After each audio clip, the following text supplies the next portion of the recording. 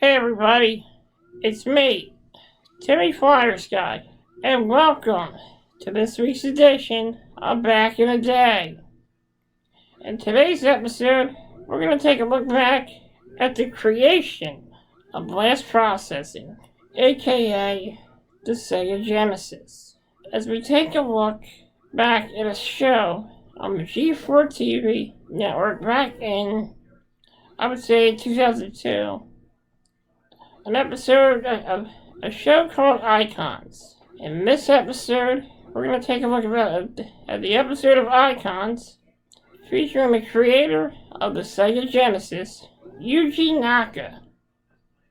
Yuji Naka was responsible for systems like the Sega Master System, the Sega Genesis, the Sega Game Gear, and the Sega Dreamcast. He is also the creator of Sonic the Hedgehog and the Sonic the Hedgehog series as well. I hope you all enjoy this in-depth look at the creator of the Sega Genesis, Yuji Naka.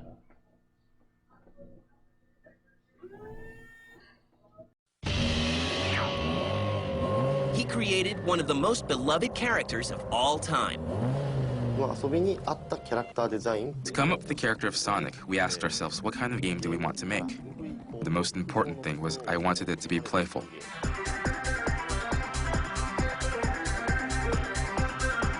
Blast processing. It was allegedly something that somehow made Sonic the Hedgehog go faster. Undoubtedly, I think Sonic was a system seller for Sega. As a mascot back then, it was just huge. And this hedgehog helped stir up some headlines. The comparisons began. It became Nintendo versus Sega, and the media wanted to compare them.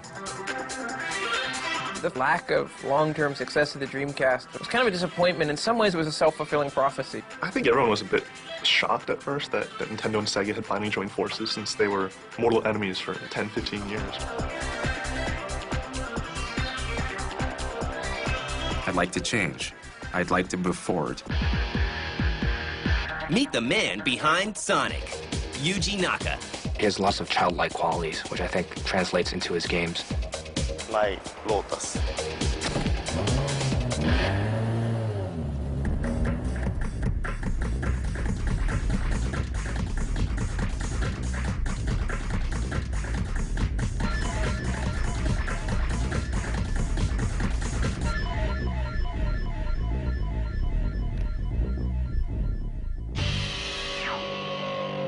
The Yuji Naka story begins on the other side of the world.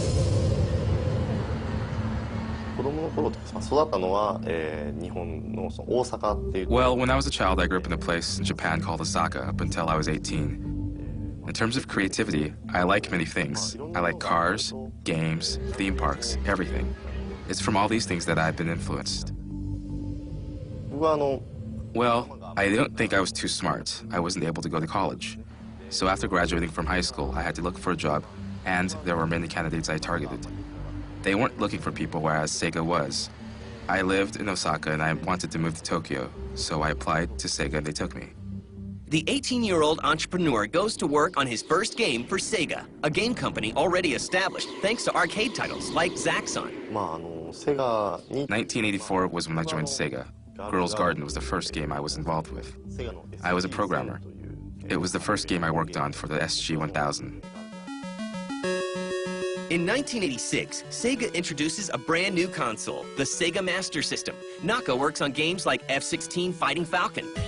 The Master System, I thought at the time, back then I certainly wasn't working in the game industry. I was just a kid playing video games like everyone else. But I felt that that box, the level of sophistication that it kind of oozed out of it, was just a lot cooler than like Atari or Coleco. The F-16 Fighting Falcon game was, back then, given the limited things he had to work with, I would say was very, very realistic for the time. And if you went back and played it now, I think you'd have the same feeling.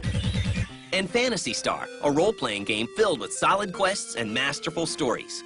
I think at the time, Phantasy Star was a fairly different type of kind of RPG, and I don't think we can say that now, but the games coming out, a lot of them seem to be similar, or a lot of the things borrow concepts from one another, but I think back then it was just very fresh. Made you want to play it over and over again. Phantasy Star 2 was released in 1989 and features an inventive storyline and realistic graphics with the power of Sega's new 16-bit console, the Genesis. I was clearly a Genesis guy. If it weren't for the Genesis, I wouldn't even be in the video game industry. Nintendo releases their own console, the Super NES, and a rivalry is born. Yeah, the 16-bit console wars, I mean, that was a sort of famous era in video games, because you had Nintendo kind of unwilling to release a successor to the NES. They didn't want to shoot that golden goose that was already still laying golden eggs, and unfortunately for them, that gave Sega, just kind of a very small challenger, an opportunity to, like, come in with the Genesis. For the Super NES, Nintendo introduces a series of games featuring Mario, created by Shigeru Miyamoto. The series becomes wildly popular. Naka begins collaborating with character designer Oshima, and has an idea he hopes can compete with the Little Plumber. ゲームからキャラクターを作っていってるんです To け come ど up with the character of Sonic, we asked ourselves, what kind of game do we want to make? Back then, Mario existed and he jumped a lot, jumping and hitting blocks. But what I wanted to do was get involved with creating a smoother surface to run across and have the character run fast. I was the main programmer, and the most important thing was I wanted it to be playful. So we built characters to match the playfulness. The result is Sonic the Hedgehog, released in 1991. And the Sonic team is formed, led by its creator. まあそういうチームを見れる日々 Since I'm the president of Sonic Team, I'm involved in every aspect. The visuals, story, and gameplay. I believe the games must represent Sonic Team in a good way. The Sonic team is determined to make Sonic stand out in the crowd. Well, blast processing was like the marketing term for Sonic the Hedgehog, and, you know, it was allegedly something that somehow made Sonic the Hedgehog go faster. Was it ever more than a marketing term? I don't think so, so who knows. But it definitely worked good in the ads, but I still remember it. Blast processing. I thought it conveyed the sense of speed a lot better than even some racing games did. It was probably one of the most perfect 2D characters that's ever been invented. So in comes Sega with Sonic, and he is a character who is a little hedgehog guy, and he's blue, but he has all this attitude. He doesn't stop for nobody. He's just like spinning and going really fast through the levels. This guy is much faster than Mario. Mario's the old man.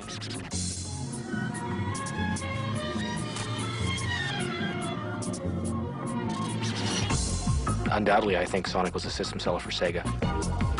As a mascot back then, it was just huge. And it's just the beginning.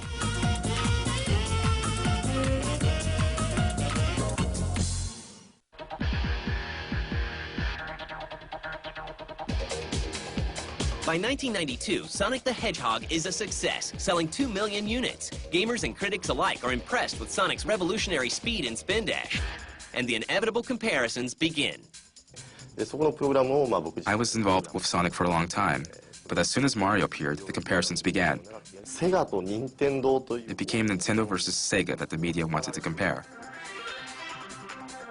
And Sega decided, well, Nintendo has the kid audience.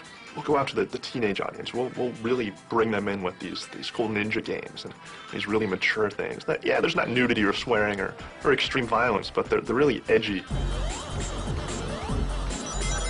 When you look at all the other stuff that was coming out during the 16-bit era. Sega at that time introduced some really innovative marketing, kind of like the shock tactics marketing that just had never been done in games before. It was amazing. And every player, you know, nobody had two consoles. You know, everybody had one or the other, and you're either a Sega fan or a Super Nintendo fan. And you either said, like, Sonic sucks, Mario rules, or Sonic rules, Mario sucks. Sega really capitalized on that whole, you know, speed feel and said, this guy is much faster than Mario. And it worked. In the US, the Genesis outsold the Super Nintendo, which was amazing, based on the success of games like Sonic. But Naka simply shrugs it off. 比べたかった The contents of the game and the direction, those were totally different. So as far as I'm concerned, the comparison was wrong, and I think that was a misunderstanding. 多分しないんじゃないかなと I don't want there to be anything bad between us, so while we are in good terms, and if I can work on not keeping a distance, that would be great. We are good friends. Naka quickly goes to work on a sequel and heads west to collaborate with American development teams. 91年から94年までサンフランシスコに住んでいた From 1991 to 1994, I lived in San Francisco. All the experiences there had a great impact on me in business and how I think. It was very good for me.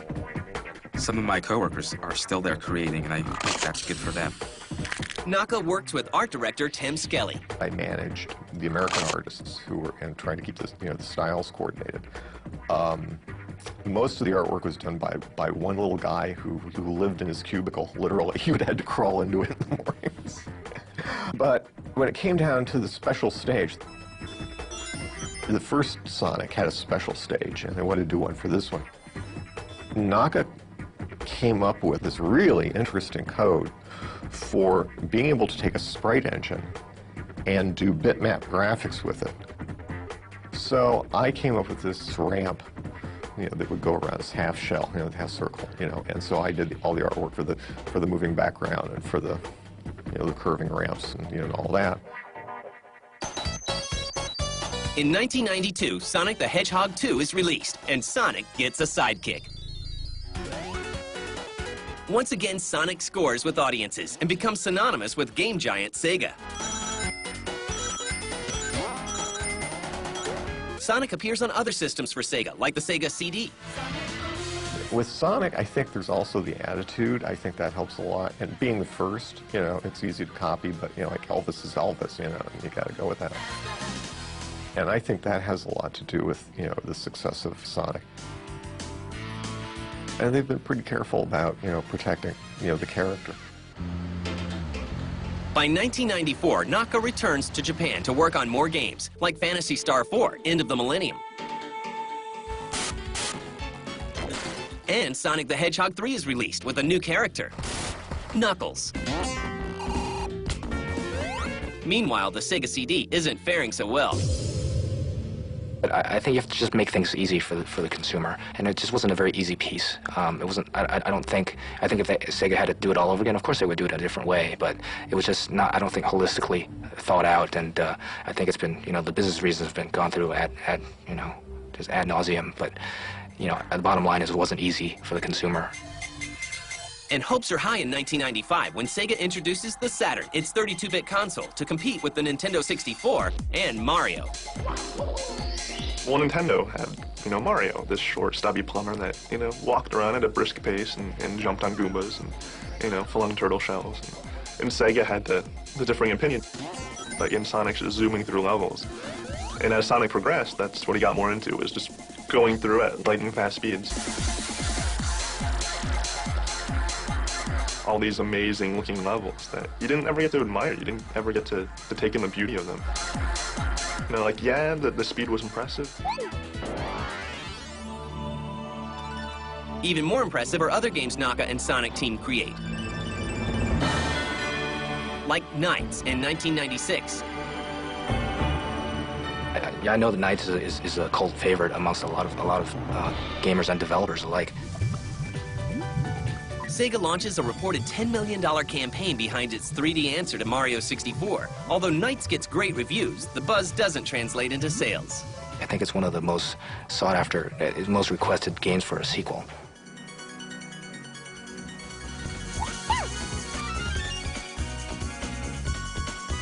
I saw it as the first time I was kind of aware that games could be art as well as just a, piece of entertainment or, kind of a toy.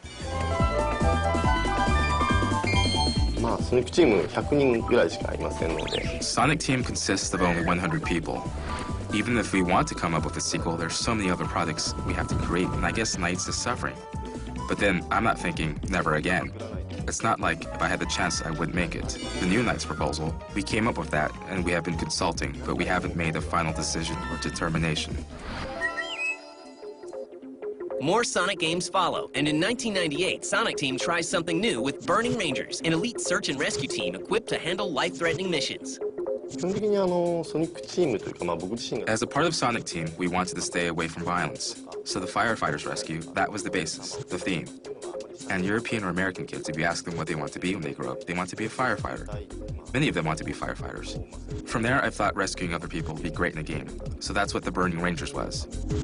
Despite best efforts by Naka and his team, the Saturn succumbs to the Sony PlayStation. I know that a lot of retailers weren't happy with the direction that Sega took with the Saturn, and that's all kind of well documented and things like that. I just think Well, it's unfashionable to say luck. I don't think it's a lot of luck involved, but I think market timing was really right for Sony at the time, and they put out a superior offering, clearly. You know, more people just bought their system. But don't count Sonic out just yet, as he shows up in the unlikeliest of places. Huh?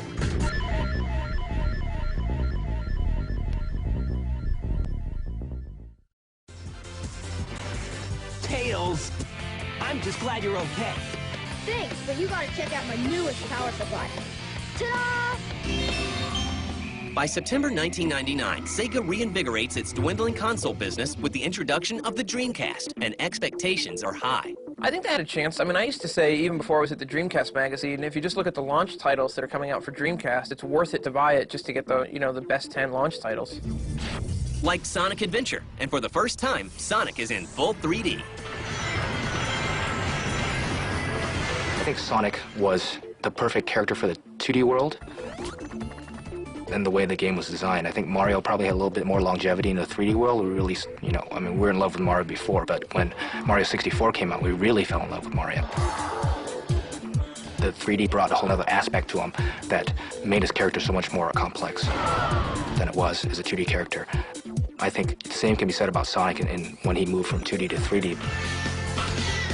The Dreamcast was an awesome system. They had awesome games coming out for years. And Naka certainly delivers. In 2000, he delights his fans with Choo Choo Rocket. Samba de Amigo! And the maraca-shaking Samba de Amigo.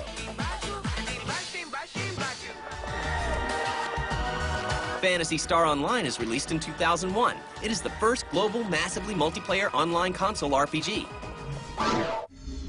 コンシューマー、要するにちょうどドリームキャストというハードをやっています。 I was working on the Dreamcast hardware and I thought, how can we bring the biggest audience to this game? Of course, online games are then and still now for hardcore players. But the enjoyment of online games needs to be easier for people to access. So we kind of lowered the bar so everyone can enjoy it. Phantasy Star Online. That was actually my first foray into the whole massive multiplayer universe. Like, yeah, it's not as big as EverQuest. It was just 4 players, but it was addicting. It was crack. Someone's got to be a pioneer, and I'm glad that Yuji Naka and PSO was the first of those type of games that proved that the market was there for these things to exist, and I think more and more people are going to start exploring the online console realm. But sadly, it's not enough to revive Sega's failing console business. Although Sonic Adventure 2 is released in 2001, it fails to bring the Dreamcast up to speed with the competition. The Dreamcast was actually kind of a bit ahead of its time. It was a great machine. I mean, graphically, architecture was really nice to program for. It had a modem in it. But I think the specter of the PlayStation 2 just kind of suppressed the Dreamcast enough that it never really got its legs going underneath it. But on its own merits, if it operated, if it were a vacuum, if the market were a vacuum, Dreamcast would have been a great product. Sort of lack of long-term success of the Dreamcast was kind of a disappointment. In some ways, it was a self-fulfilling prophecy. You know, publishers sort of thought, well, the Dreamcast isn't going to be here in 2 years, so I better just move on. And, and because the publishers moved on, the Dreamcast wasn't there. When the Dreamcast went away, I think Sega admittedly thought they felt behind because they never had any experience working on other systems. But there are formidable talent there and a lot of creative people who I think will only bring the company to newer and bigger heights as a software maker. And that's exactly what they do. Naka and Sonic Team bring his memorable characters to the new hardware systems. Hey, you will not believe this new GameCube. It's so wild. その僕は20年間ゲームを開発してきてるんですけど。 Over the last 20 years, I've been involved in developing games. During that time, Nintendo has been our rival. And I thought one of these days, will the games I create be played on Nintendo? セガがドリームキャストをやめ And then after Sega moved away from hardware, I thought about this all along just after Dreamcast went away. And soon after, Nintendo GameCube was introduced. I began to create for that. So we focused on the GameCube. Like Sonic Adventure 2 Battle for the GameCube. That same year, Phantasy Star Online 1 and 2 are released for both the GameCube and Xbox.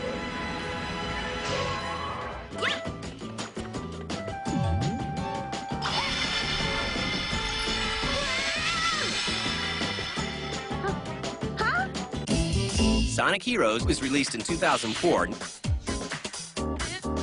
At think everyone was a bit shocked at first that Nintendo and Sega had finally joined forces, since they were mortal enemies for 10, 15 years.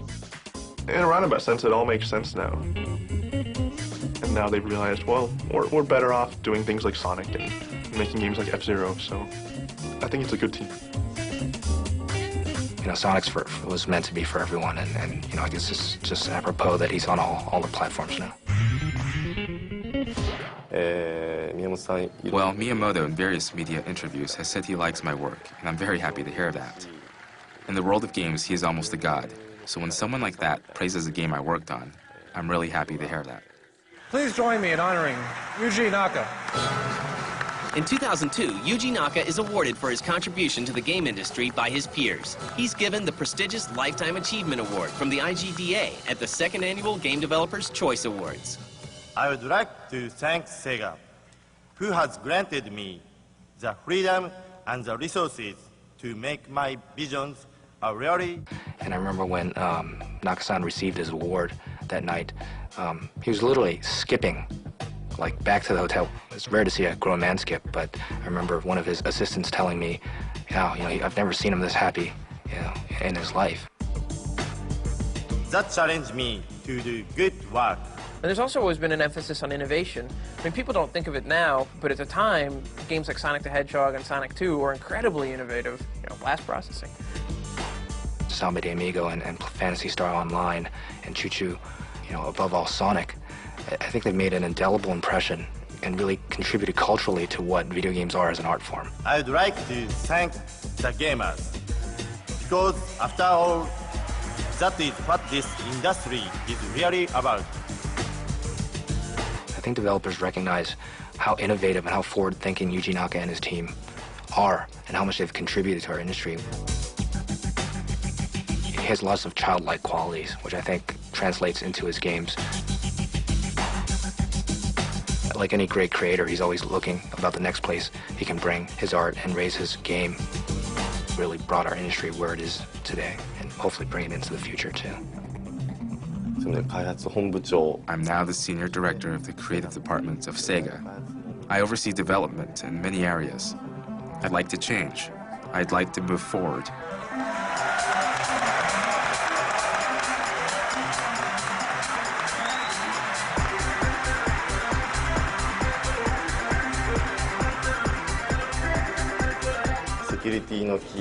We use these security keys to get in. Come on. Here is the Knuckles room. And over here is the Sonic room. You have to take off your shoes and walk in here. And that's how we conduct meetings.